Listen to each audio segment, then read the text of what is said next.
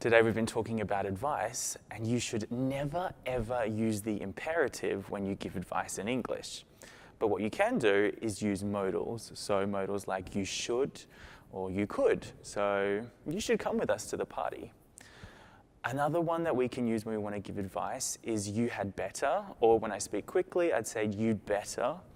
And this usually is when you have negative consequences. So if I want to tell my students, you'd better study or you're going to fail the exam.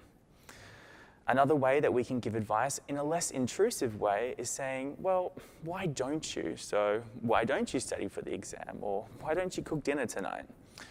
You can give advice from your own personal point of view and say, take it from me.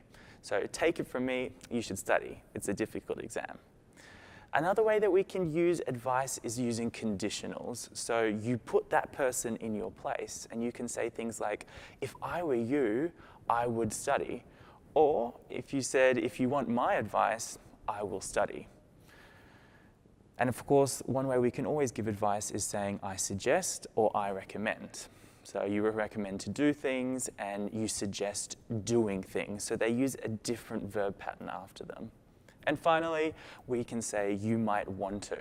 So you might want to watch this video again and use advice when you're speaking English next time.